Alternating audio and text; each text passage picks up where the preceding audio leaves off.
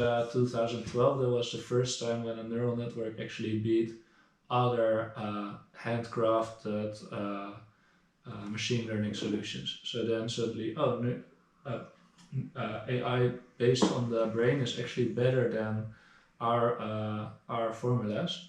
And since then, they just try to make the networks bigger and bigger, more training data and more computer power, and that's what they were doing.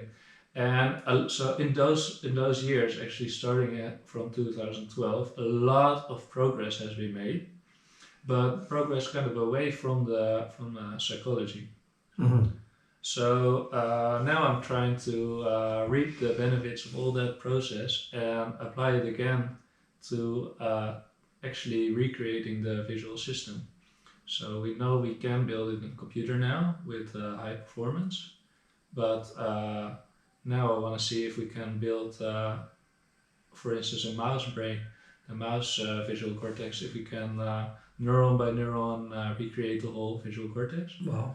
And what I do is in the networks by Google, for instance, the neurons are just connected from the network is created, and the neurons are connected in a certain way. And we found later that that's also the way kind of that the neurons in the brain are connected. But that's kind of a coincidence. And then I actually use the training algorithm that the neurons in the brain also use, and then just connect everything at random, and then show images to the network, and then the network reorganizes with the same rules that neurons in the brain also use to reorganize and learn things. How do you overcome the hurdle or like the obstacle that a processor processes in sequence and not in parallel, like the brain? We just pretend that you just pretend that it's parallel. Okay. Yeah. Okay. Yeah. So, but then I use the real learning rules that the brain uses, and I give them give the network the images that the computer scientists use to train their networks. So, those images are really made for benchmarks. So they are, for instance, recognize a cup. So we have 1,000 images of a cup, and then it should recognize a cup. Recognize a box, and then it's 1,000. So what I wanted to do is actually make the input of the network more realistic, how we also get the input from the world. And we don't get images with a cup in the center and someone telling us this is a cup, and then an image with a box in the center. This is a box.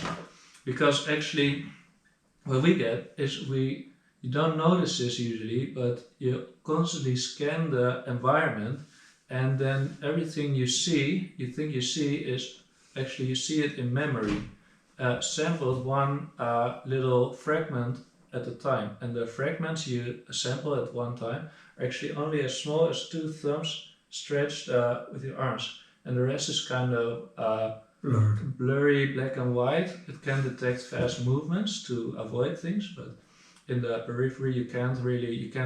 But there's also the assumption what is there, and if that's not there, then you start responding. But what you do is kind of what you want to look at. You move your eyes through the environment and then create little samples, and using those samples you just fill the whole image, you build up the whole image. And the networks for computer vision, they just get one image, next image, next image. So what I wanted to do is to make my network more realistic, was to buy some mobile eye tracking glasses. And I'm studying the first 6 weeks of the development of the brain, when it's kind of reorganizing and learning to see. In the baby?